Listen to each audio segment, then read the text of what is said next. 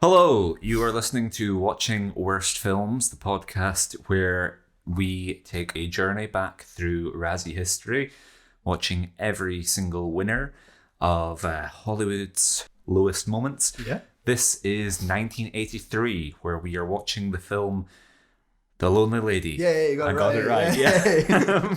Not the lovely lady. Yeah, not the lovely lady. She is lovely. Pisadora is great, but she's lonely more She's than more anything lonely else. than lovely, yeah. So, my name is Jericho Reed. And I'm Kyle Szymanski. Yeah, we've never done. I We've forgot my last doxed name. ourselves. We doxed ourselves from day one, didn't we? Yeah, so history with this film. I had never heard of it. No, nothing. Not a clue about it. I've heard Pisadora. I've heard Yeah. the name. And I think in a nice little Razzie tie-up, I confused her with Bo Derek. The stories are similar though. Like, rich, older producer, husband, 3 decades older, that, puts her on all these vanity films with limited acting credentials. So the similarity, I thought she was a singer, and she is a singer as well. Okay. After acting, I assume after Lovely Lady, because she lonely. Oh, God damn it. Because she's not in much after it. But anyway, other than that, so brief kind of, I've heard the name. But the film itself, nothing. Absolutely fucking nothing about it.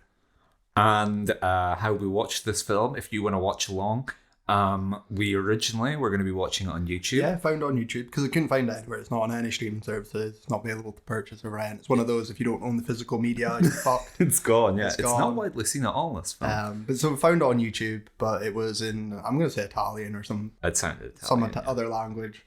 So we had a quick hunt to find it, and we found it on some less than reputable website. But it was Your computer's destroyed now. Absolutely. It's unusable. We couldn't cast up to my TV either. We had to watch it on the laptop for the first time. We've sent it off to the Hunter Biden repair shop because God knows how many viruses you'll have got from. But it was in HD, and Yeah. so like if you hunt for this, just Google. If you really want to watch it, you could find it. And I'm sure there's physical DVD copies out there or VHSs. But yeah, we've had to go even more or less reputable than torrents and scour the internet for this. This is a hard film to find. Would you recommend that people watch it? Yes. Mm-hmm. Yes. So like even before we go through the whole film, this is very enjoyable. This was easy to watch. It's an hour 27 if you don't include the credits. It's a breeze compared to things we've watched previously. Last week, for example. Like absolutely. And it's a movie. There's lots to talk about. Again, we'll go into it. But it hits a lot of the good categories on like bad films and enjoyable elements. And it's not boring. I think of these 80s ones, I recommend Cocktail unironically. Cocktail's fantastic. I still can't get over how good that was. I would not recommend watching Mommy Dearest because I don't think there's enough fun in it. Well, you just hate women, don't you? I just hate it. But I love Pisadora. I love her. No, yeah, I recommend it in a strange, almost ironic way, but I do. Because we've been reading Mr Razzie's book, which was published in the early 2000s, I want to say, so it's not necessarily great for practically half the Razzies curation. But for the early ones, you get a little bit of insight. And The Lonely Lady was listed as his 10 of the very worst, so bad they're good ones. And that's where we don't disagree, I think. And this was a wild ride. Yeah, that's kind of what I'm trying to say. When you get into those classes, people talk about The Room. And there's similar vibes as well. That's so bad it's good. It's great to watch it with people. You can have a watching party with it. Yeah. You could do that with this Lonely Lady. Well, this is the most that we've ever had watching a film because your girlfriend joined us for a snippet of this film. For a solid 15, probably the best 15 minutes of it as well. She was like, "What are you watching?" We're like, "Oh, please don't not now." Less embarrassing though than even 50 Shades. It's it's still a movie. So yeah, no, I agree on it's so bad it's good. I agree on that alone. So plot wise, this is a story about Jerry Lee, who is she's a high school graduate when we first meet her, played by Pia Zadora. Mm-hmm. And so the movie starts with her sort of end of year high school graduation, and she wins some sort of high school creative writing prize. And then she goes off. It's kind of almost like a prom thing, isn't it? Is it hey, let's go wild? And she's driving with a friend and a couple other high schoolers in the back seat. one of which is Ray Liotta. Yeah, and his film debut. Yeah. Yeah. And you were like, oh, he's so prominently billed. He must be. Yeah, but he's he like must fourth, come yeah, back. yeah. And this is again pre-fame, so yeah. Pre-fame, yeah. Pre-Goodfellas, pre everything Anything, else. yeah, Yeah. his debut. So, but no, he's only in this one scene, really. He has a very lasting impact, He I'll does, say, because he's absolutely. almost like the formative. He set the tone for the lonely lady's life. Yeah. Who knows what she would have done if were it not for? Who knows how Well, so she unlonely she she's was. at a party with her, to try and put the context in, she's at a party with her boyfriend, Bernie, Yeah, and she meets the son of a writer-producer yeah, who says, oh, you can come and meet my dad, go Yeah. to my mansion. Yeah. And that's why they go in the car with Yeah. Ray and Ray's girlfriend. Yeah. I don't know, someone. And that's the reason they're going to this. and they get busy They do in get the busy. back seat, which Really fucking quick as well. yeah, it's weird because he's like taking her top off, and then it's almost like the guy in the room who's like cross-eyed. Yeah. Like yeah. An Aykroyd ghost. Yeah, Yeah, exactly. Yeah. And it's quite weird when like they're trying to involve the guy who's driving the car, Yeah. aren't they? And he's like, "Hey, man, I don't need that. But no, he's also like, just chill out, babe. Yeah. To Pio Zadora. Play it cool, Play daddy." it cool. And so then they get to the mansion house, and the Ray Liotta's cavorting in the pool with his partner, who is naked. And then they're like, "Hey, Jerry Lee, come on and join us in the pool." And she's non-committal for whatever reason. And so Ray Liotta sneaks up and pulls her into the pool in a move which I'm still trying to work the physics out It's amazing. of. Pulls her by her ankles. She's facing away from the pool, but she does like a front flip into the pool. Yeah, it's very bizarre. It's almost like the inertia effect. If you like. Snapped her ankles and broke her neck. So yeah, she gets flung into the pool. Yeah. He tries to grab her. She escapes out to the pool. He jumps on her, ready for sexual assault. Son of writer comes to save, gets swatted away in one swipe. That's him out of action. That's him done. KO. So he sexually assaults her with a garden hose. Yeah, that was like, it was so weirdly filmed because like obviously they're not wanting to be crude about it necessarily, but you're still in that kind of frame of mind where you're like, am I watching? Is this really happening? I mean, like, and that's like, so like, and we'll get into it further, but you know, what I call the Italian vibes. This has a lot of Italian crew on it. And obviously through the 70s, a lot of exploitation and stuff like, you know, I Spit on Your Grave. Yeah. And some of the more extreme ones, not shy about showing things as well. They're not as tastefully done. Whereas at least this was uncomfortable to watch, obviously. But it was more tasteful than I almost would have expected. Yeah. But yeah, anyway, he sexually assaults her with a garden hose, and then older writer, the father of the driver, arrives home, shoos him away. We fade. And Cut to, she's married. yeah, well, no, she's it's recovering at home, and old man comes to visit her and just check in on her, see how she's doing. Her mum says that they're not going to file police reports because she wasn't raped. Yeah, her mum's like, calm down. Like, Calm down. He's like, your daughter's been assaulted, and she's like, yeah, but not raped. Yeah, she didn't want the neighbours to look at her and talk, you know. Yeah, they don't want the scandal. Her mum's a horrible person, you know. This has been established because even before there was a quick scene where, you know, get a real job basically and have kids and marry and settle, being a writer's pipe dream. Anyway, they quickly fall in love, like within. Well, she says to her mum, like she meets the writer when he saves her, and then they sort of have like a date kind of thing, and then next thing you know, she's at home packing her bags with her mum, and she's like, he inspires me. I want to be with him. I want to hold his hand. I want to read his scripts. I want to make love to him. Yeah, I want to be in the bed with him. Yeah. Go to bed with him. Yeah, exactly. There you go. And then there's no looking back from there. At some point they get married, where you were kind of like, hang on, wait. Yeah, I mean, I looked away for 2 seconds and I thought it was just a party or like I think that was their wedding reception. a recurrent theme in all the Razzie winners that we watch is time's a very malleable thing where you'll just look away for some second. You'll be like, okay, that character's dead. They're married. This whole film could have been over a year, 2 years, 2 days. Like, you could tell me anything and I believe you. Her hair changes a lot, and so I was trying to gauge it off that of like, okay, how this is a new hairstyle? Is this a new year, a new decade, a new? It's very hard to keep up with. So she's kind of like not sure about her own value as a writer before she gets with the older guy, and she says to her mum, who wants to read about the San Fernando Valley, which I haven't brought him up in the past couple of episodes, but previously we had the recurrent feature Jericho crams Paul Thomas Anderson into every podcast, because Paul Thomas Anderson, of course, sets all his films in the San Fernando Valley. And so this kind of reminded me a little bit of Licorice Pizza in the early scenes, when they're just hanging out in California in the sun on movie sets, driving on the Buicks, and yeah. And you know the movie Breezy, where William Holden's in it. I think they do a scene from Breezy in Licorice Pizza. It reminded me a little bit of that, where you've got the Clint Eastwood thing of like, here's a teenager in a relationship with a much older man. It sort of had like a weird breezy quality to those early scenes where she's going around with him, and it's your introduction to the world of Hollywood when she's still, I want to say, like slightly optimistic. Or She is. Yeah, things are novel to her. Yeah. She's exploring the world and discovering who she is, and with her impotent old man. Okay, let's cover that. So that's actually their wedding.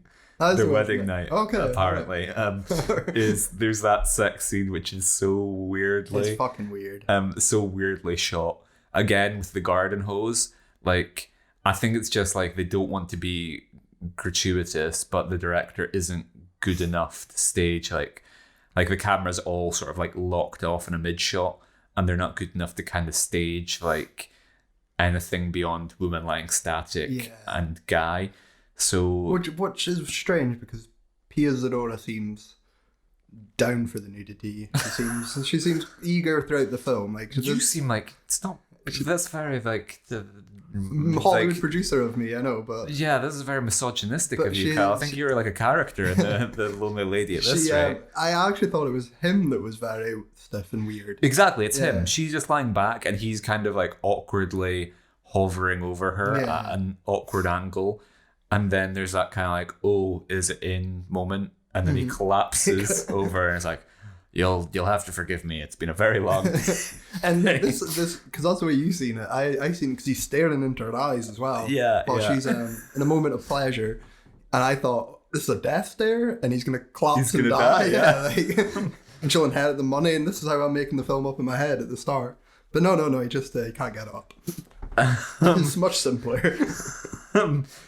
So that's where we should we'll pause for a moment and discuss the film, which has that kind of like leeriness of it's depicting a very sexist world. Well, it itself is doing it through like a sexist lens of like the camera's very leery of like, oh, let's have Pia Zadora in the shower for like. Well, like this, and this is what I was actually meaning at the start with the fact it's produced by her husband. This is what I was meaning with the John Boderick thing. Yeah. It's produced by her husband, who is much older than her. And, you know, as I said, and she was married to him a decade before this film came out, so I don't know how old she would have been then. Like, you're a scholar. Must be really, I was bored. I had a quick look on Wikipedia. I was bored. So like that and alone, you know, that you could have the grooming elements in real life. Is like transposed into the film. But they don't seem to understand it. Like, they, you know, like the reality that's probably happened to Pia Zadora. Like this contentious words here. Miss Zadora, please come on the podcast and reveal whether you were groomed by your husband. Is she still with him? She's not acting in a while, but do you know if she's still with the billionaire? He has to be dead by now. She's now a billionaire heiress. She's the older woman that Tom Cruise gets with in Cocktail. let's backtrack for a moment. Yes. Because in the credits, the first thing, almost before anything else, it comes up with a Harold Robbins film. And I had never heard of Harold Robbins. Had you? No, absolutely not. And so we looked him up and discovered that he's a very well-selling author. But yeah, neither of us had heard of him. But it's weird considering it says a Harold Robbins film, but he wrote the novel and he wasn't involved with it from there. He was actually like very critical of the film in that he was like, oh yeah, like it's a fucking disaster. Like Pia Zadora can't act, she's a void. They went off to Rome and they ruined one of my movies and I don't want to see it. I kind of thought that in kind of a vein of like Stephen King and The Shining. Yeah. Maybe Robbins remade this as a television movie in the 90s and it was... You got Stanley Kubrick to direct it. He got his own vision the way he wanted it. But yeah, this would be sold on his name. And the Pia Zadora vehicle is just a happy merge that's coincidentally thrust her to stardom and cash in. Thrust, eh? Yeah, so that was what I said to you, was like, I was really struggling to get a handle on this film because I was like, what is this? And so when we had all those copious scenes of a older man who mansplains writing to a naive high school girl who just wants to fuck him, I was like, this is a Harold Robbins wish fulfillment vehicle. Yeah. This is just him being like, oh, hey, you know what? I too once slept with a woman straight out, a girl straight out of school. But by the end, I was like, you know what? I don't think this was necessarily a wish fulfillment, because to write your surrogate out of the movie after half an hour, that's not necessarily the route you would take. So then the other thing is like, this is just kind of like a weird, creepy, voyeuristic, pornographic thing of some guy who wants to make a movie about the exploitation of women while simultaneously mildly getting off on the exploitation. Yeah, I mean, that's the Italian element there. Like, I don't know, maybe we'll read the book. We'll come, just like when we get to Mommy Datist. Maybe the book has a more sincere showing of women's struggles in Hollywood and is less exploitive than this. Because it was apparently based on the life of the woman who wrote Valley of the Dolls. Yes. And I don't know enough about that to comment on it in any insightful way. But yeah, I am kind of curious what was going on, because this is like, there's two sort of like rutting ideas here, which is, and that maybe explains why I felt so conflicted watching this, where I was like, hang on, am I actually enjoying this? Because it's depicting like that sort of like sexist, predatory world, where you're like, oh yeah, no, it must be disheartening to be a woman who has to like who's constantly like sort of like limited by sexist men who only want to sleep with her and who isn't really like given any opportunity to show her value beyond her body. But then at the same time, the film is like, hey, and then take your top off. Yep. Like the film, it's like the film is made by one of the characters in the movie. Yeah, no, absolutely. And that's why I'm saying I'm sure it will mirror real life. Once Pia's on this podcast, she can explain it. Once she watches The Postman with us, she can explain it. Please, Miss Adora, come on and inform me and Kyle. So she had, reading about this, she attended like a screening in LA prior to release, or like a premiere thing in West Hollywood or something, where apparently it said like half the attendants were the Razzie Academy. And then afterwards she like hung out in the lobby and signed autographs for them all. Oh, okay. So she at least seems like a sort of like down to earth billionaire. I can see. My Pia lore isn't up to scratch, so I don't know enough. I know that her husband is dead and she's single, but I don't know if maybe her singing career too. I know though that this was her last movie. I think there's some cameos and stuff. Yeah. I looked up. She was in Naked Gun 33 1/3. Yeah. But obviously her leading roles are done after this. Yeah. If she watched the film, she'd have known. For now. She would have known, I guess. And, like having that good humor as well. You couldn't go to a premiere and watch this and then come out thinking you're in a masterpiece. Like, yeah, I can understand that. Okay, so back to the plot. So she's with the screenwriter, and he's kind of taking her around town, and this is when we bump into like he's just kind of a bit like he's just kind of a bit shitty, but then we meet like the guy who's actually like a lecherous slob, Yes. who's like women can't write screenplays, and she's like, oh, what about like Gertrude Stein and Dorothy Parker, and he's like, eggheads, you know, like they don't count. yeah, I think is what he said. with a figure like yours, like you don't have to write. And then his mistress is there, and she's just one of those classic, like sort of old school Hollywood bimbos who's like, oh, if I was ugly, I'd kill myself. Yeah. I liked how he spoke as well, like, you know, like a Conan O'Brien kind of character from The Simpsons. Like, listen up, baby doll. Like, movies aren't made by women anymore. That's just kind of informing the film is you've got all these various types in Hollywood, whether they be screenwriters, whether they be producers, whether they be actors. Every guy in the industry is like a subtly different kind of creep. Oh yeah, which I enjoyed about this film. They could have all been played by Rory Kinnear.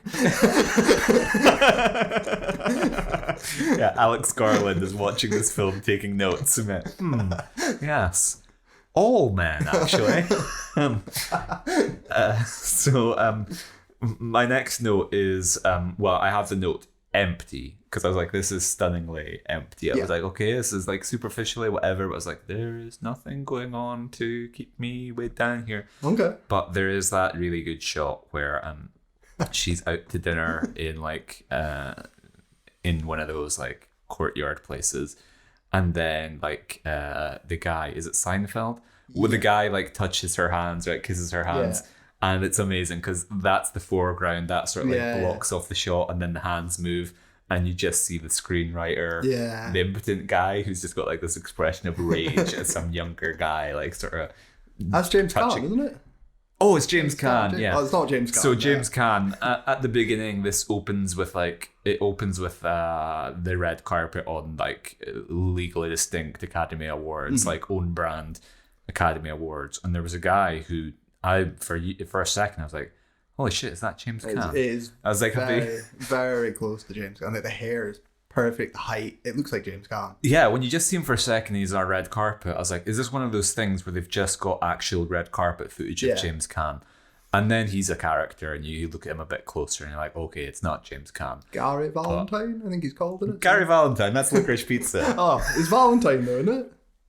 Yeah, Valentine sounds right. Yeah. Rudy Valentine. Gary I'm thinking of like Guy's the other guy. Guy's the director. Yeah. We have the sort of four big relationships of Jerry Lee's life: screenwriter William Holden, James Caan. We then have a guy. Valentine, sorry, it's Valentine. George yeah, like Valentine. The whiskey, George Valentine. Yeah. So we have screenwriter William Holden. We have George Valentine, aka James Caan.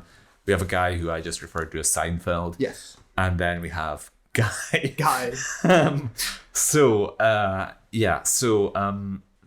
screenwriter is impotent, and he's like gripped by rage at like James Caan, not even putting the moves on his wife, but just kissing her hand or whatever.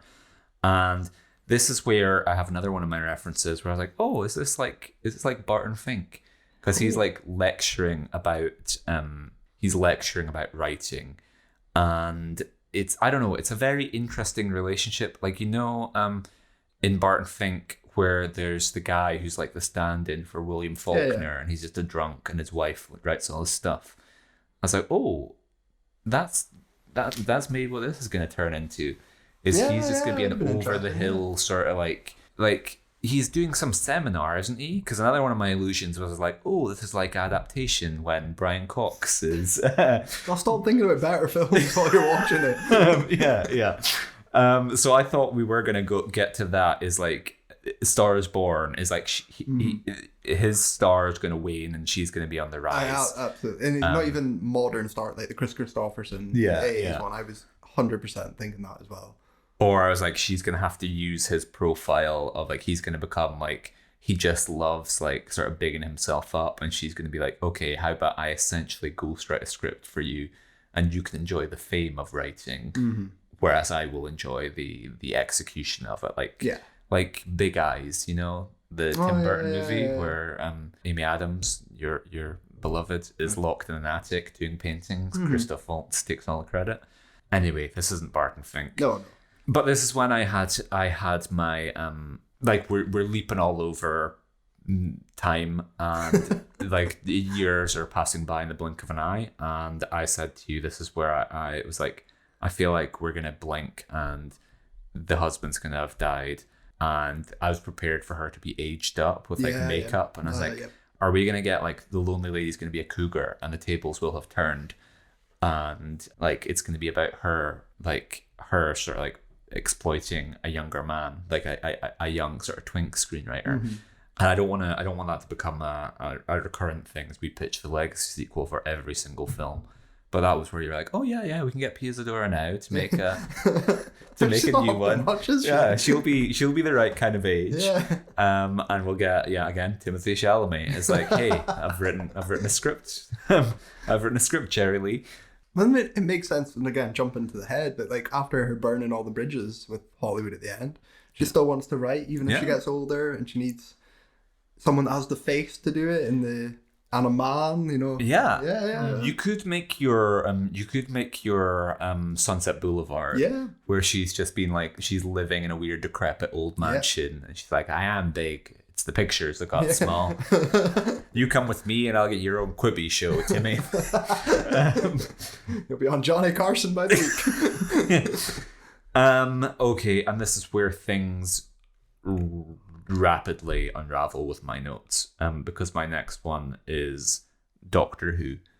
That's when she has the breakdown. Oh, no, you feel like, right, no, so... I've skipped several relationships. She meets George 3 Ballantyne, decades in her life.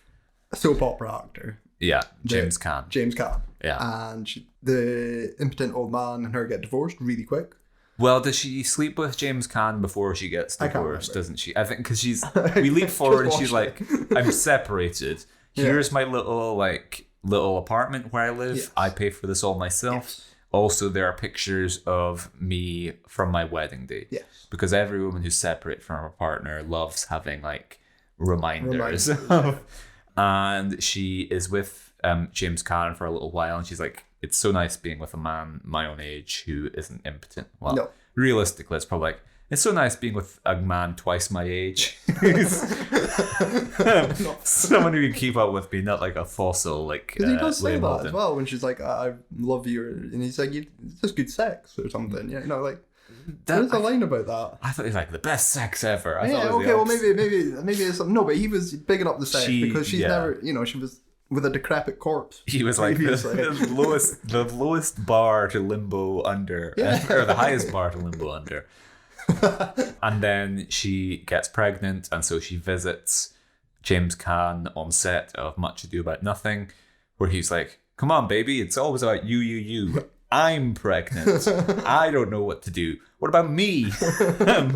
And basically reveals that he's not going to have anything to do with. I missed this scene. Yeah, you missed that scene. And then we cut to like she's at the hospital and her mum's like coming to visit her, and it's kind of like, so where's my grandkid? And it's like, well, I had an abortion, mum. Yeah.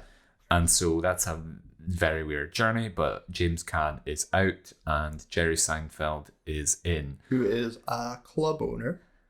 I thought he was. Well, he does own a producer. He is a producer or something, or he knows people. Yeah. But he owns the Kit Club or something. I think it's what it's called, which is not a gentleman's club, but does supply women to. That's a brothel. Yeah. It's sleazy Hollywood producers go and he pimps them out essentially. Is what I think's the case, and that's exactly what he ends up doing with Pia Zadora as well. Promising that he'll give her a script to a producer. Yeah. And an Italian producer. Yeah. Who has an Italian wife, actress. Yeah. And he's going to read the script, and it's going to be great. So she goes over to their house, and the Italian lady's all, oh, it's a wonderful script, darling. I don't know, it's like Dracula. Blah, blah, blah. Beepity boppy. And she takes her clothes off, and they have a lesbian episode while the old producer man watches. That was a little moment where I was like, we'd got back on the straight and narrow, and then there I was like, no, hang on, this is the fantasy of a middle-aged writer. We are watching a man's wish fulfillment. Because she leaves the next day all dishevelled, and she has the walk of shame to Jerry Seinfeld's office. The director, the Italian producer, is like, what script? Haha. And she's like, I didn't know you spoke English. Yeah. He did his all, me no speaking, English, So, yeah, like, that's, even the Italians are sleazy, is what the film was telling me. Yeah. Then she does the walk of shame back to Jerry Seinfeld's club. Yeah, and he's in his office. He is Hunter Biden. He is... Well, yeah, that's what I said to you. That's what I was wanting from Hunter Biden. Was I thought it was going to be like a sort of decadent, like, look at these Hollywood sickos and their like exploits. And he was doing lines. He's behind the desk with one naked woman, and there's another naked woman sat on his desk. Well, yeah, and she's like, "Hey, come on, Jerry Lee, water's fine. Like the party's just getting started." And then she says to Jerry Seinfeld, "But my script, I had to do it." And he, what, laughs at her. It throws the script. It's not even been opened. It's still in the envelope. So she's done. She's done with sleazy Hollywood men. Yeah, she is done. And then she goes home and she's tippity-tapping on her typewriter. And this is where she has the Doctor Who breakdown. Okay. Well, she's typing away on the keys, and then we see like the keys start spiraling, and then her head starts spiraling in that sort of classic Doctor Who 80s graphic kind of thing. Like, this is the difference between us. I like it. I'm like, it's Suspiria, this is like Dario Argento's. I agree. Initially, when it's just like a big superimposed her head coming out of like a vortex, I was waiting for it to be like, ooh. But by the end, when there are colors and like her like decaying corpse, like it goes to jello, and then like very quickly. It's got all the heads of the terrible sleazes like in her mouth as well. It's really artistic and creative, and I loved it. Okay, so is this where we take another pause to reveal that we've been reading Mr. Razzie's book, and this has given us insight into the autobiography of Mr. Razzie, which is that he was involved in the marketing of The Lovely Lady. Mm-hmm. And he said that he saw a sort of test screening and it bombed at the test screening, and then they were trying to recut it. And Mr. Razzie somehow managed to get in with the producer and was like, hey, listen, man, fuck them. Like, you've got to keep in all the good stuff. Like, the Doctor Who Jello sequence breakdown, that has to stay in. That's the heart and soul of your movie. Whilst he was thinking, like, I want this to use at my Razzies. Ha ha ha, this is awful. I'm going to humiliate this person. And both of us were just completely unironically like, great. Yeah. This movie's getting good. So, and this is it. He's such a little slimy prick here, to do this. Whoa, Kyle. We're still wanting this man to be on the podcast. Please, Mr. Razzie. Please, Mr. Razzie. Invite us to next year's awards where we can call you a slimy prick in person. Double over, okay? He is a wonderful and creative genius to choose this. Just mash my words up like Homer. But it is, and you know what, you're telling Italians as well, like, you should keep this in. They're obviously gonna, like, this Mr. Razzie gets it, he sees our creativity, and he sees these little blossoms of fun we can put into it. It's just so childish, and I don't know, it just makes me dislike Mr. Razzie because, like, it's so playground. It was like, oh, hey, you look really cool in that jacket. It's like the other kid who gets bullied, it's like the kid sort of like very low down the pecking order next to you who's like, oh, like, I love your jacket, you should wear that like tomorrow. And then as soon as you turn up, they're like, look at Jacket over here with his McJacket. And they just reveal like they've written some sort of like, they've got some pre-written jibe. They're like, but I thought you said I looked, you look like a jacket. Sorry, I should have thought of a better example. And I'm worried this might seem like deep-rooted place. Exactly, I was going to say. I was like, is this like therapy? It's like, did something happen to me here?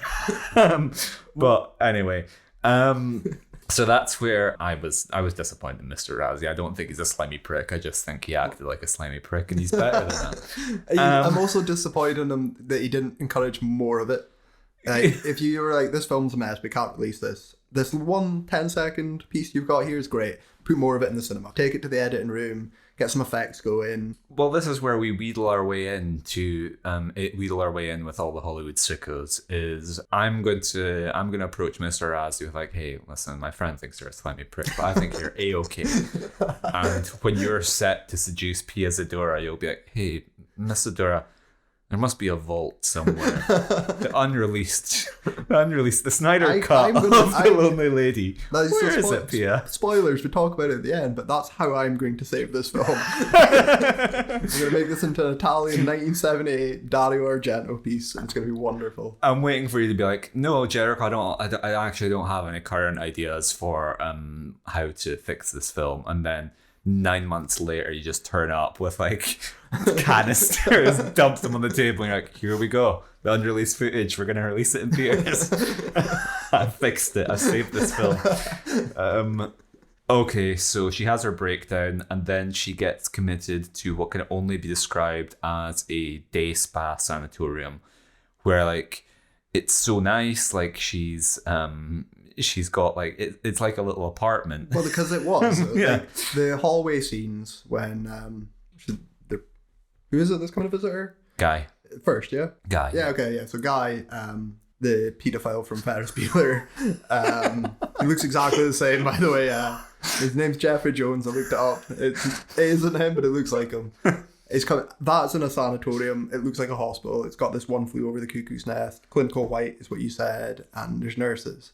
But yeah, true. No. Is it not her mum? Her mum's walking. Sorry, when it actually looks like a sanatorium. Yeah.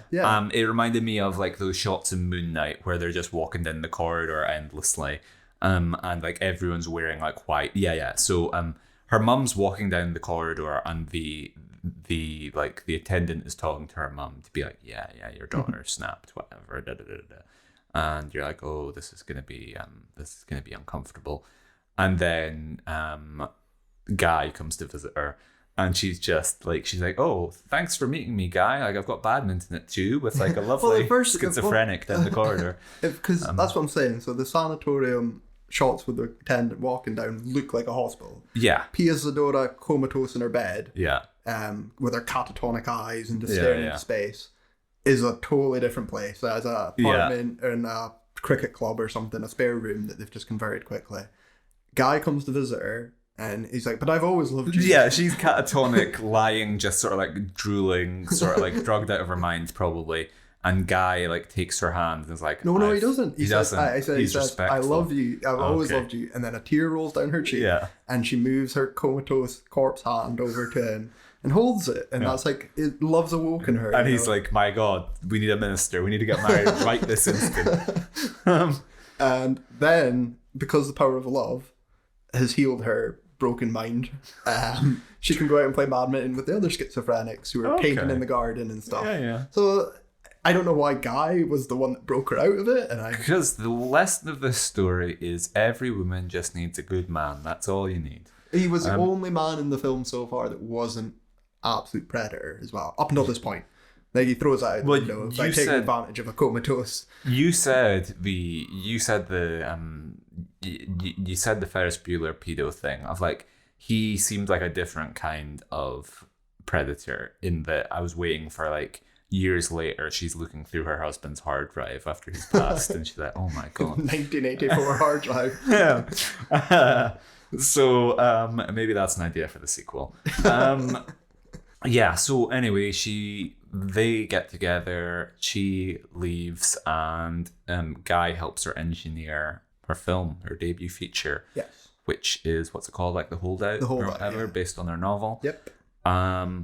And then we return to the beginning of the movie. No, you missed out. Sorry, you missed out. To get the movie from the director, she has to go to one last producer. Oh, yeah. So it's her last molestation by Hollywood. Yeah. And this time it's an old lady, or what did Mr. Razzie call her? Razzie called her Hefty. Hefty, like she's just old. Fuck you, Mr. Razzie. And she's not even like old. She's just like she's she's like proportionate to her partner. Like she's the same age as like the screenwriter. And the running and just has the vibe of like swingers inviting you to their jacuzzi. In the grand scheme of things as well, it's probably the youngest person as well that's like sleazed on her in the film. So yeah, he doesn't have one to do anything with her, but his wife does, invites her into the jacuzzi. We don't see it though, it just cuts.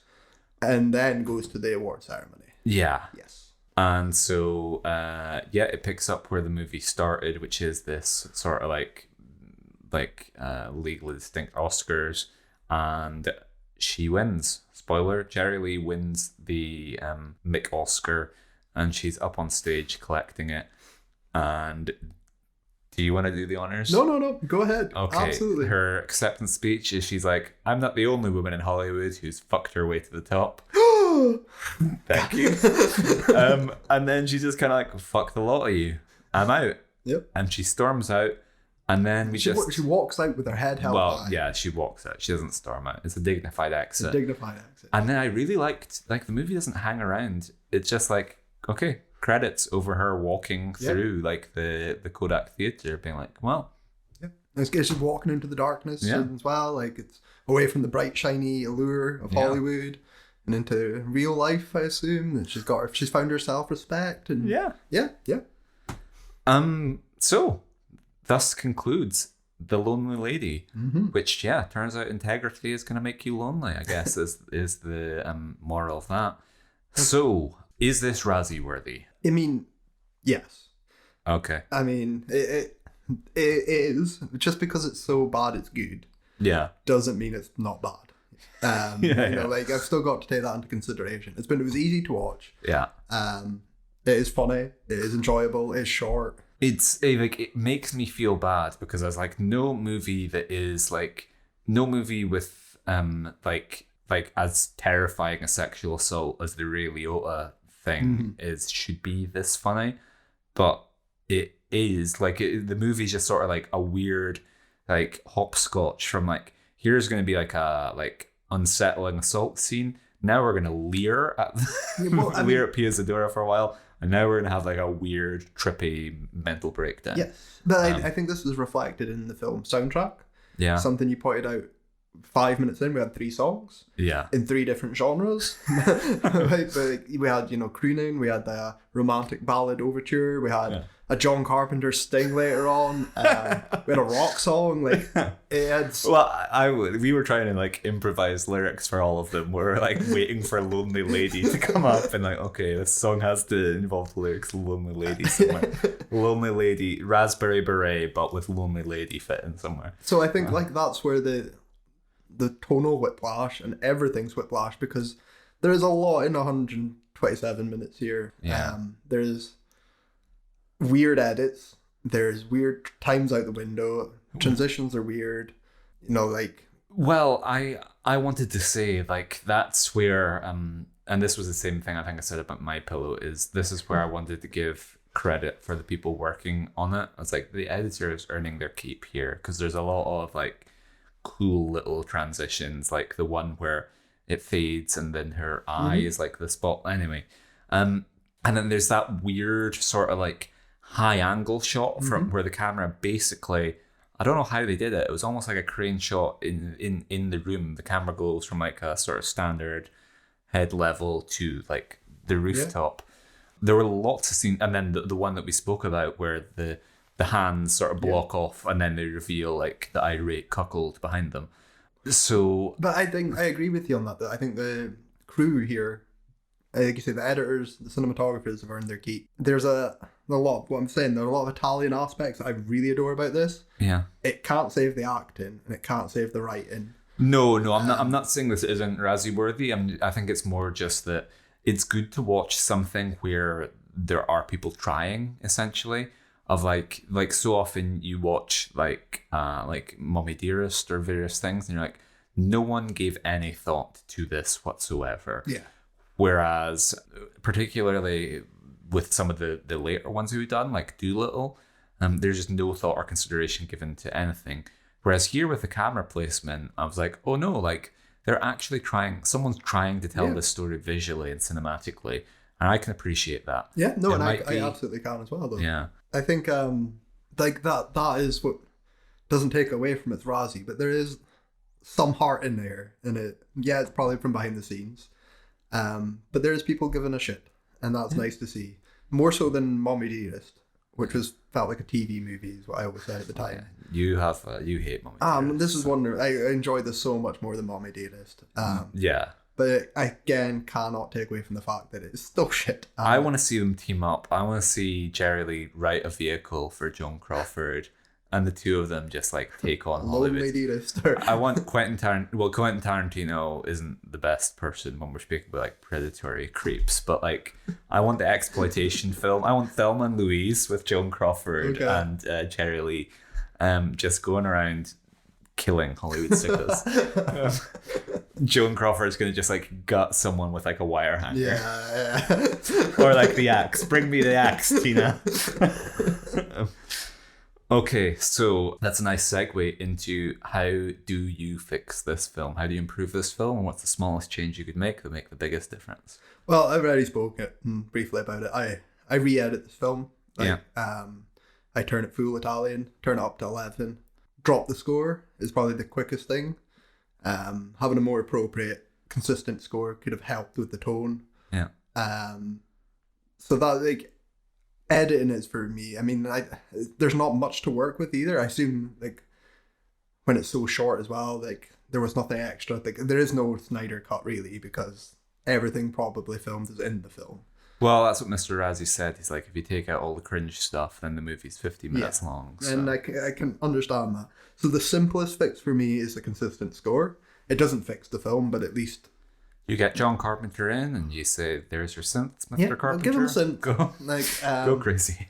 And then using that brief Italian moment with the Doctor Who effect, you said, more, even with the sexual assault, like, let's have more crazy visuals to go on, so it's not just...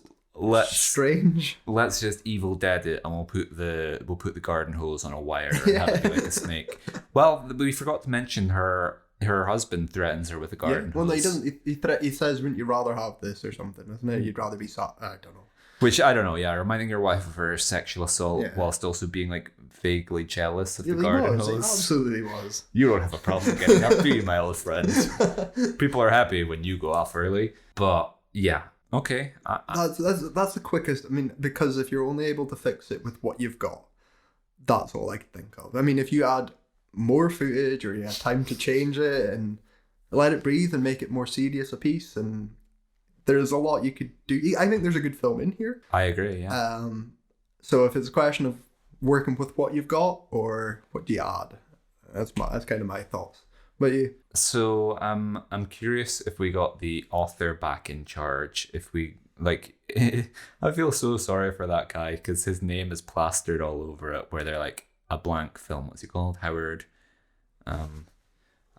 Robbins. Yeah, Howard. Because I kept getting confused with Tim Robbins. Yeah. It's like a Harold Robbins film. Like that's the first thing you see is like massive marquee, a Harold Robbins film. I'm curious if he was actually involved in any capacity, if he would have been able to keep this slightly more on the tracks. My thing is, I would have... It's like a question of perspective. So if the film is less male-gazy and less leering towards Jerry Lee, then that makes it less... If it's less titillated while she's being sexually assaulted, then that fixes a lot of issues. And also...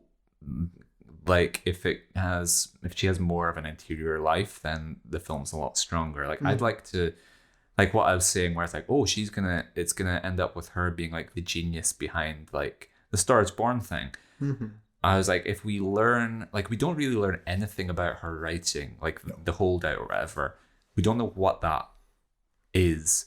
So if you just gave her a little bit more of a voice, if we understood her love of writing and storytelling, then we might think like, oh, you know what? Hollywood is an industry that maybe it's worth enduring. Like you can understand why she might be tempted to try and endure it as long as she does. I don't even think like Pia's not great in any way, but like, her character sucks as well. Like it's so like, I mean, if you had time to explore like the trauma and the effects that the sexual assault had on her, and maybe she could come to realize that's why she got with an older man, because she had missing her dad. She was with her mum was widowed. Her daddy dearest. Yeah, she could have had at least some sort of character development and like learning why she's falling into these things and these traps. See, I think this is different. I'm like, I want her to be more of a strong female character. And you're like, yeah, what about the men in her life? No. It's to show that she can grow from it. And then, I'm not saying go full I spit on your grave, but she could at least get more of a fight back. At least I don't think she really understood her journey. Yeah, no, I don't disagree. I think at the end she comes on about self-respect and dignity. Like, she always had that. Like, it was taken away from her. Like, she didn't just learn it. You know what I mean? It's regrowing in yourself. I don't know if there's a strong female. If she was written much better, there's a much better film in there. And I don't think you need to get rid of too much of the weird leeriness, but taking away the romanticized sex scenes and the gratuitousness does make it very weird. So you can have one or the other kind of thing. Yeah. So we're gonna get Gertrude Stein and Dorothy Parker in to rewrite all the dialogue. They don't count. Generally, yeah. But it turns out that guy was the actual producer of the film. He's horrified when these women turn up on set.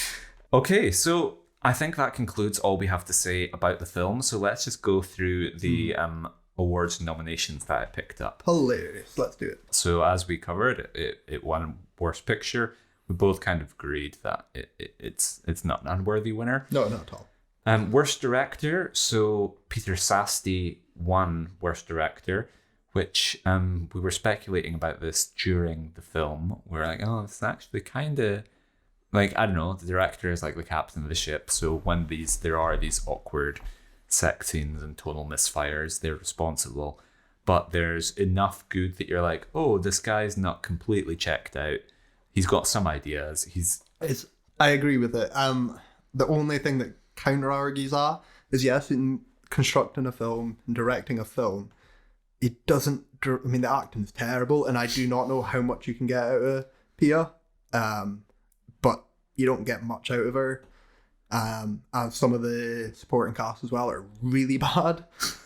That's kind of what I was saying. Like, it did feel like, I'm surprised to see, I assume an American directed it, because early on I felt like it was British. Oh, British. Well, an English speaking director, because I felt like it was in Italian at first, and like that translation barrier, the language barrier, and so on one half, yes, he did direct a film, but he didn't direct his actors. So I'm in the middle. Okay. Worst actor, Lloyd Bochner was nominated for Walter Thornton. That's the older fella as well, isn't it? Yeah. So Ballantyne was Ballantyne was James Caan. James Caan. Seinfeld was something. Guy was the other one. So this Jeffrey is Jones was Guy. So this is William Holden, who none of them are actors. I would say they're all kind of supporting actors. Yeah. But he was probably Principal Rooney aside, he was probably the worst, I would say. This guy. I mean, I can't argue with it. I personally think that Jerry Seinfeld was the worst. Oh, true. Because he does not come across as a cokehead maniac. He has the most material of it's a fun performance to be like, she opens the door and then the camera sort of pans and he's just there naked with two women and he's kind of like, hey, come on in. that's like, he does get quite a few opportunities and he squanders them. So, but I'm not going to argue against it though. Take your pick. So listeners, you let us know who's your favorite pick of the four awful men from The Lonely Lady. Who do you think's the worst performance? And also, let's do the little like daisy chain pick. Like, if you had to marry one of them, who would you marry? Worst actress winner, Pia Zadora as Jerry Lee Randall. Okay, this is where I've been saving it. I bottled it all in up until now. The slings and arrows cast her way. I don't think she was that bad. Okay, she's not really good, but I was prepared for something a lot worse, and so I was like, oh, you're not. It's one of those performances that's maybe just a bit of a flat line of you don't have the lows are a little unconvincing, the highs aren't whatever, but in just scene to scene, Like, she wasn't wooden, I don't think. She tried. Yeah, like I think there's an effort there. It's flat, but when she's just speaking to people, I was like, oh, you can deliver lines in a convincing way, so thereby, by the standards of Razzies, when we're comparing you to someone like Madonna, who just sounds like they're reading off cue cards. Yes. I was like, okay, you're okay. It is just like the Room thing of like, you're an actor just working with like a not great script and stupid things are being asked of you.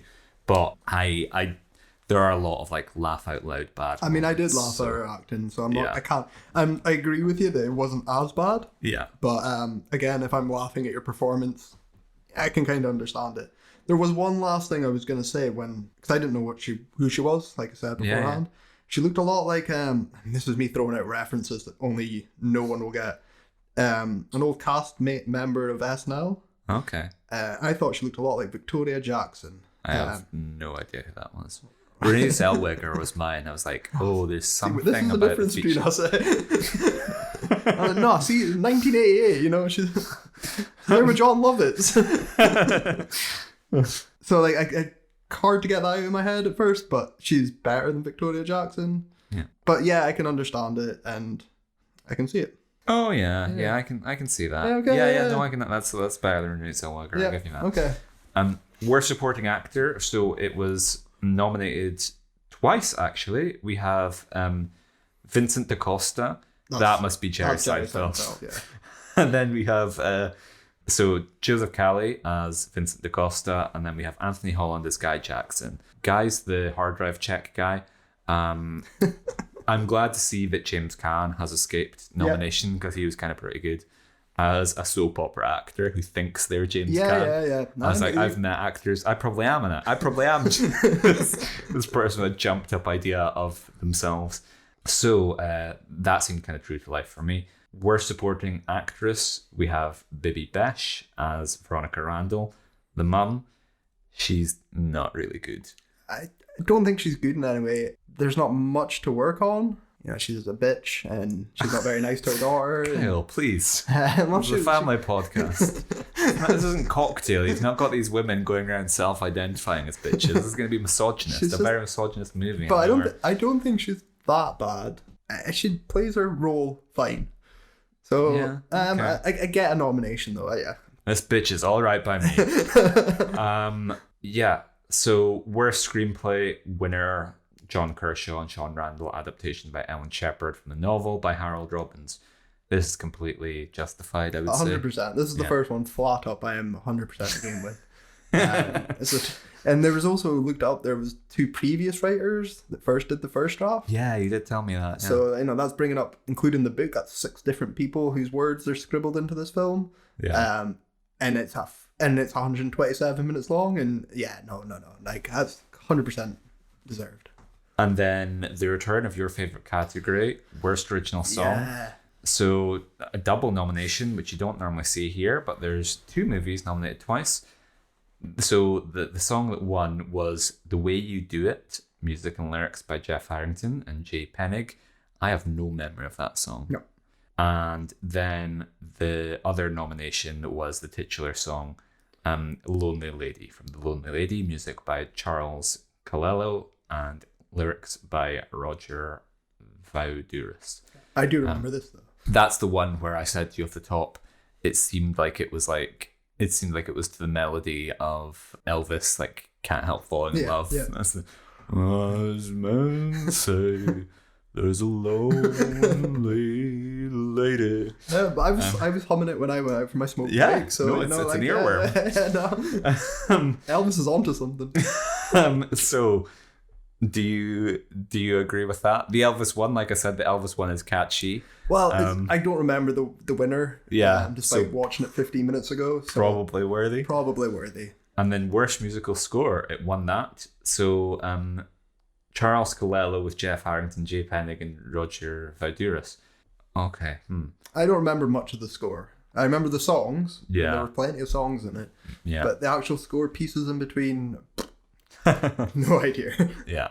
Something that we've neglected to mention on most of our other episodes is the financials of this film. How well did this film do, Jericho? According to Wikipedia, this film was a box office bomb. So it made 1.2 million against a budget of 6 to 7 million. So that's a proper bomb then. I don't know, not in comparison to what we're seeing now, where there's like mega things of like, this spent like 400 million and it only made like, I don't know, the same ratio seems like a more of a bomb when it's like 500 million things.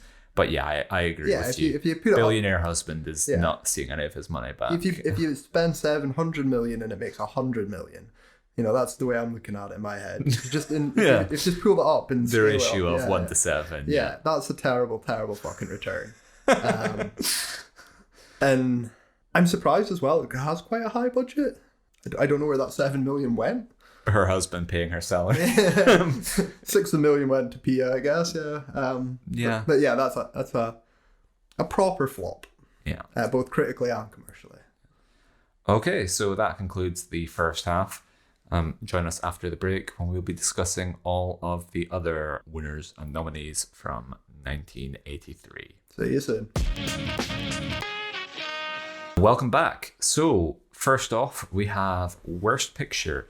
So The Lonely Lady won, which, as we've discussed, fairly justified. Yeah, you could argue against it, but we won't. I'm gonna say here again, the 80s. This is your domain. This is absolutely mine. I've not seen many of these, so you're gonna be carrying us. Okay.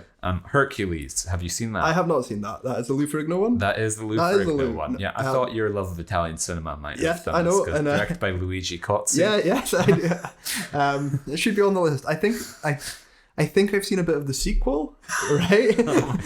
But I can't commit to saying I've watched Hercules in recent memory, so no. Jaws 3D. Yes. So is that the Michael Caine one? No, that is Jaws 4, The Revenge. Oh, okay. That's the one where the shark hunts down the family and goes across the Atlantic Ocean. And that's the one where Michael Caine sees the first page, like, fade up the Bahamas, and is like, I'm in. Yeah. I think it was fade up, Maine, and he was like, no.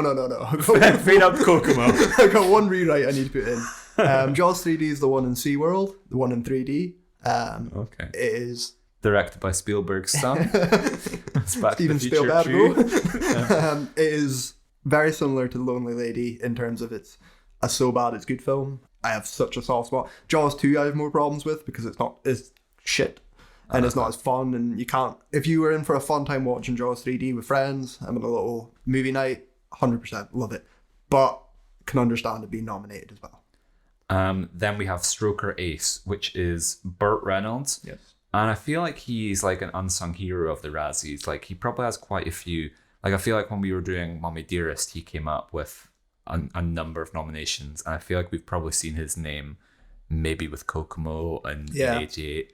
Burt Reynolds, I don't think he's ever, maybe he did win. He's been nominated a lot, though. Yeah. Or his films have been. Flies under the radar with racking them up. And I've not seen Stroker Ace. I know it's the film that stopped his run.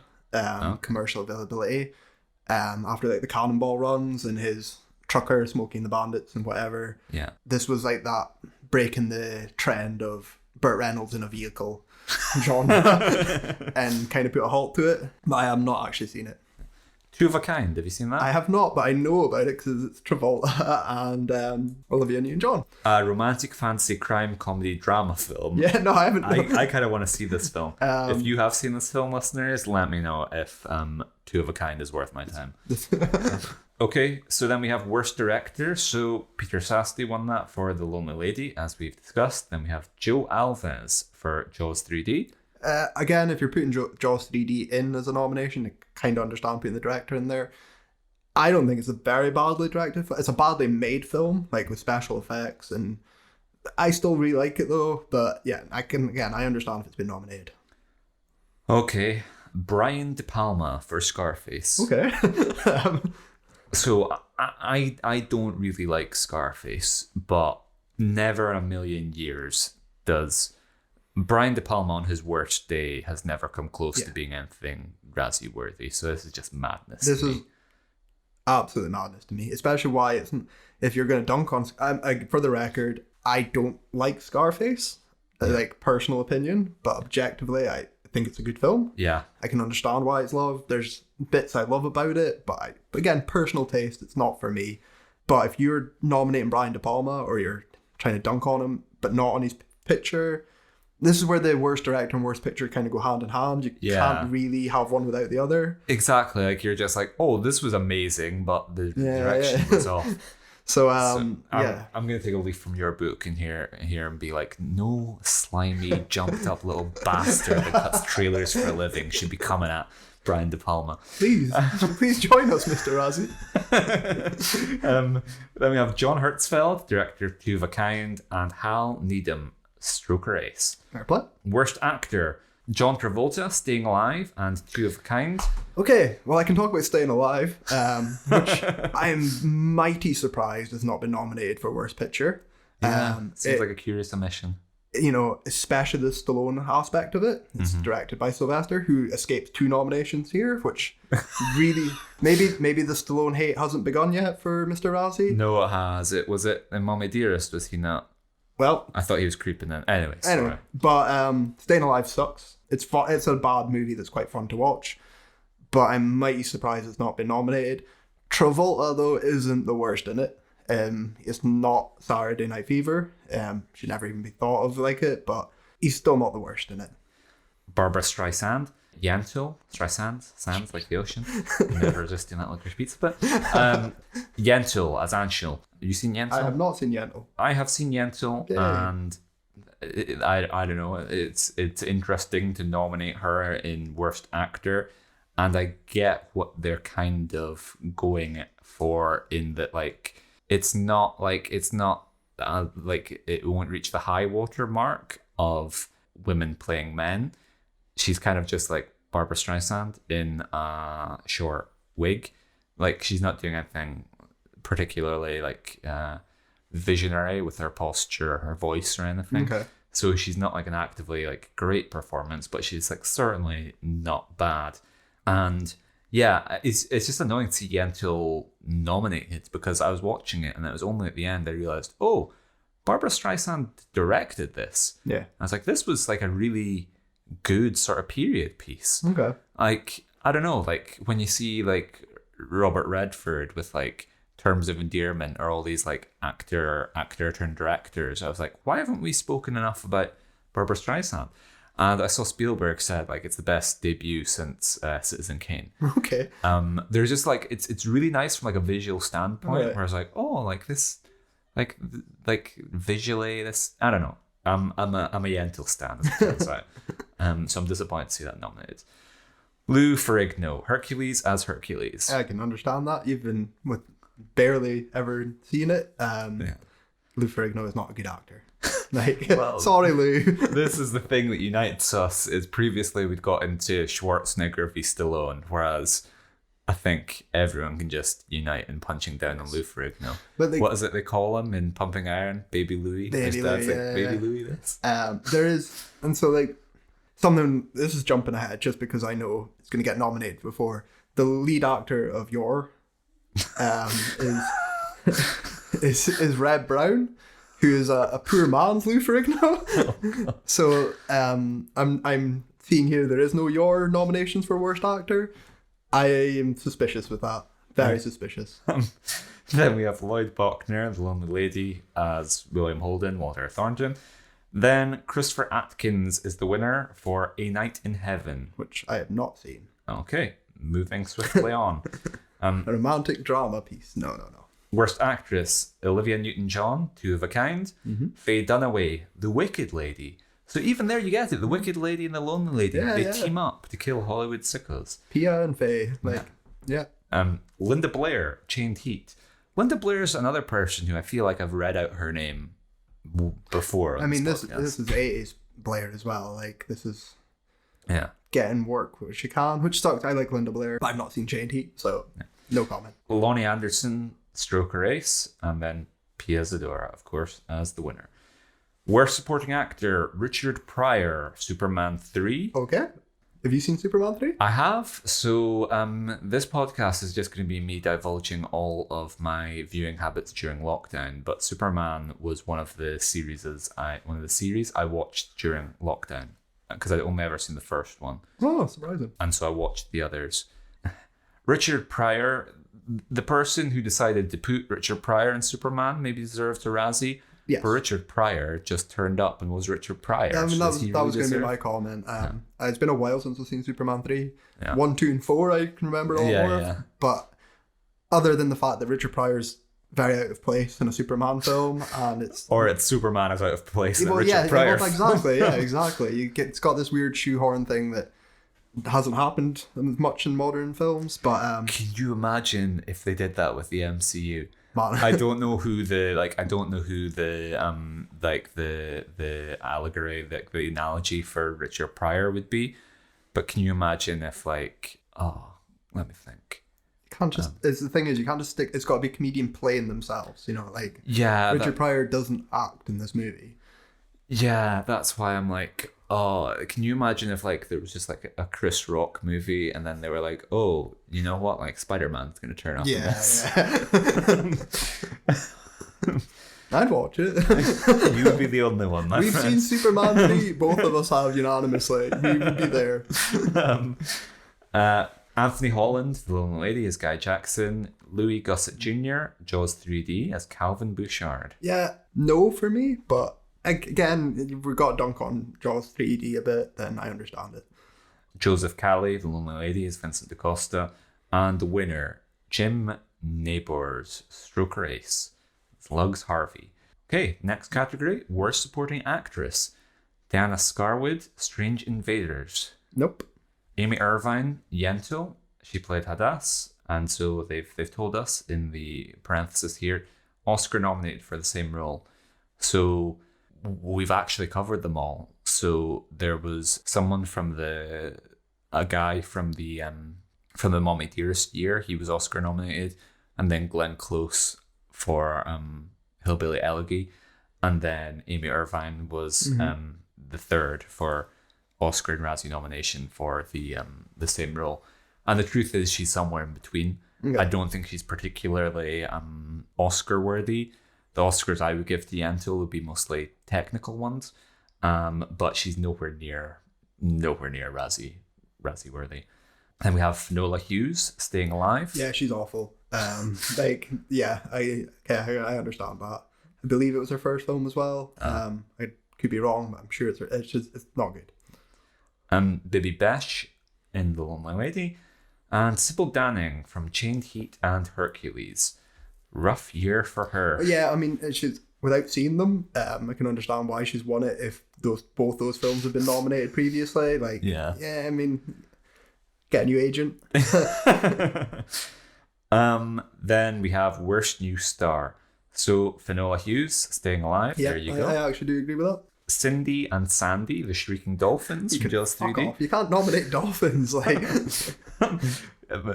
Razzie killed their career by nominating them for who knows what they could have gone on and done. We're not Sandy maybe, but not Cindy. Reb Brown, there you go. Reb Brown, the hunter from the future, as you. Reb Brown is the poorest man's, and he's in so many great Italian flicks in the 80s, but he is your budget bottom. Uncommon Valor, is one of them. Absolutely mightily surprised he wasn't nominated for Worst Actor, especially because he's got Worst New Star.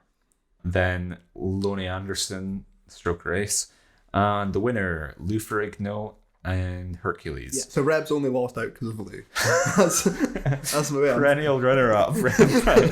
Yeah, this is good. It's hard to have too many objections here. Finola Hughes doesn't sound like she was a child, so they've dodged what we normally attack them for here.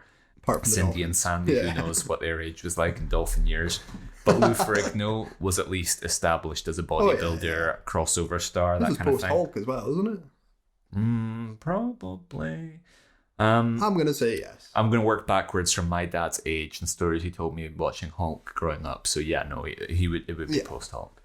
Worst screenplay, Two of a Kind, John Hertzfeld. Jaws 3D, Carl Gottlieb, Richard Matheson, story by Gordon Trueblood, suggested by the Peter Benchley novel Jaws.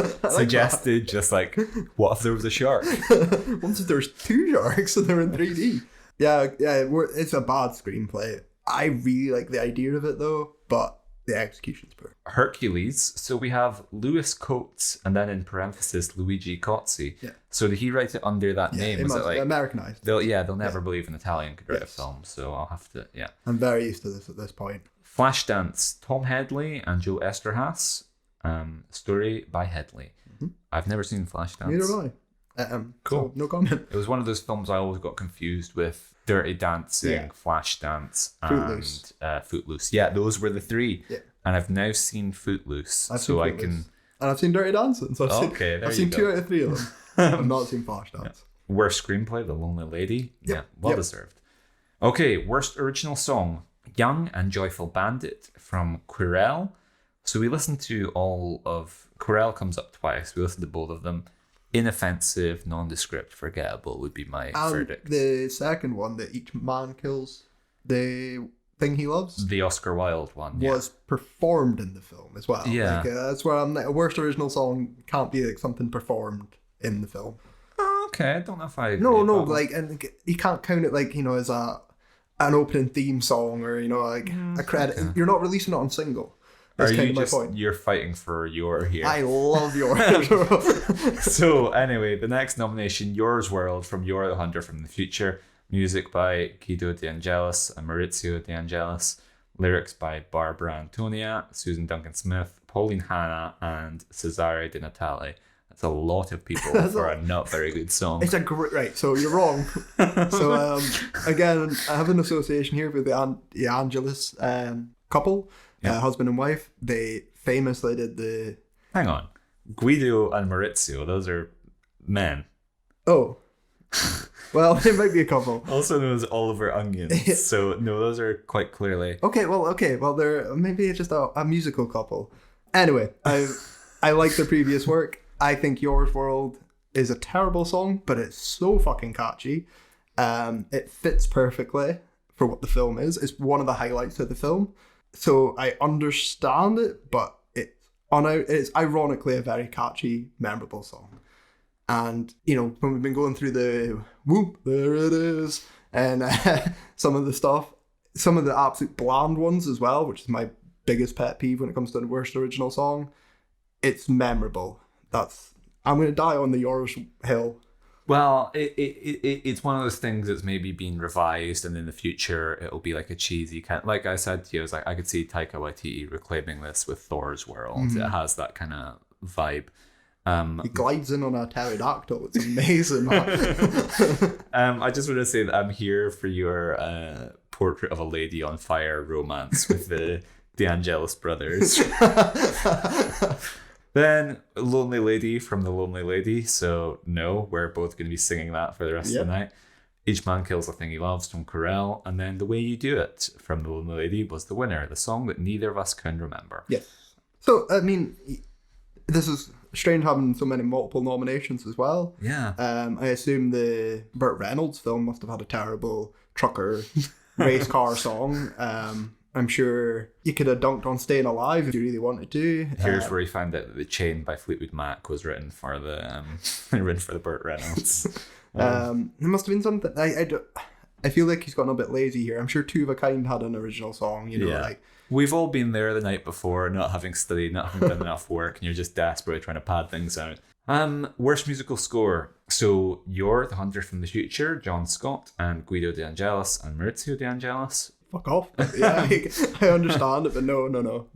Husband or brother and brother. Whatever. It's LA in the 80s. Yeah. Yentl, Michel Legrand, Marilyn Bergman, and Alan Bergman, also Oscar winner. Yeah, no, the score, the songs for Yentl, but like the score, whatever. Superman 3, Giorgio Moroder. I can't remember the song that much. I like Giorgio Moroder. I remember the score reasonably well. Yeah. Did you have that on vinyl? I mean, listen to the Tangerine Dream Thief score and the Giorgio Moroder. It's the Tangerine Dream, Goblin, and Moroder. That's all I had. But I liked it. I still like it. I don't think it's a fitting score. Yeah. Much like Richard Pryor. Yeah. Yes, and it's. I'd watch a Richard Pryor movie scored by Giorgio Moroder, but I draw the line at Superman being. You're also following very iconic scores. Yeah. So, no, in my opinion. Okay. Querelle, Pierre Rabin, and then the winner, The Lonely Lady. That concludes all of the Razzies for 1983. A fun year.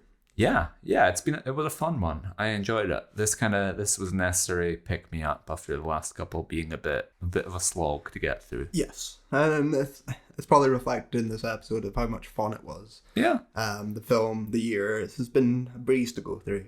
Again, we're just slowly like crossing off your comfort blanket of the 80s. It's just slowly dissolving. We're unraveling the thread of the 80s before you're going to be left with the unforgiving embrace of the Emoji Movie.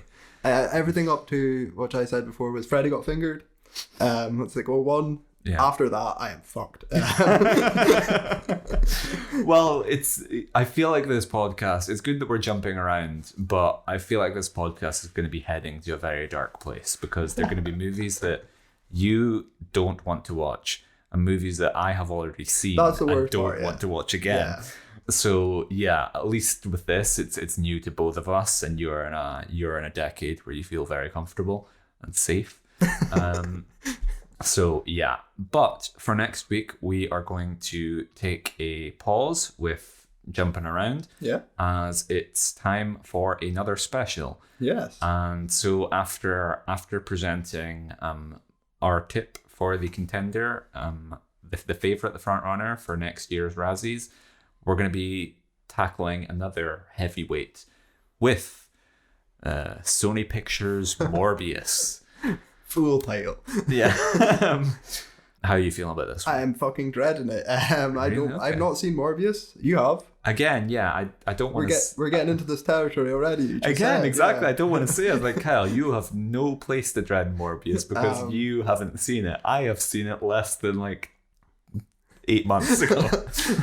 So I'm not. In a way, I'm looking forward to it, and that it's new, but I'm dreading it because I don't want to watch it. You know, this is. Yeah. I had some, I don't know, weird reason I wanted to see My Son Hunter. We had built it up as a film in our head. Well, it's a little oddity, isn't it? Whereas this is a big studio production. This is what I've been moaning about with Transformers and Fantastic Four and these soulless, grim things that I'm just going to really hate. Like, I know I'm going to hate it. Yeah. I can try and go in with an open mind and think, oh, this is going to be... Maybe the memes are... take all this... Maybe everyone was wrong, you know? Well, I think you said to me, or you said on the podcast a couple of episodes ago that you were like, oh, I think it was when you're speaking about Wonder Woman, you're like, I have checked out with superhero movies. Like, I haven't seen anything, whatever, I don't care. And it's like, so yeah, you checked out with the superhero movies that are sort of like competent and well executed. Have you ever considered what if there was one that was really badly made, like it was from 2005? If it was 127 minutes, then yes, I'm all aboard. Join us next week when we will be discussing Morbius. It's Morbin Dan. Yeah, Jared Leto's starring turn as Dr. Michael Morbius. In the meantime, if you want to get in touch with us, then you can email us at watchingworstfilms@gmail.com. We are available on all sorts of social media. You can find us where? Watching Worst. And that's on Facebook. It's on Facebook. Twitter. Instagram. TikTok. Yeah. Yeah. MySpace. Friendster. Yeah. If you just write Watching Worst on a letter and throw out the window, it'll find its way to us. And please get in contact with us. Yeah. We'd love to hear from you. So until next time. It's Morbin time. Did we say that? Yeah, right. We can say it again, though. We're going to say it for an hour and a half next week. Two rapidly aging men reciting memes. How bleak that's going to be.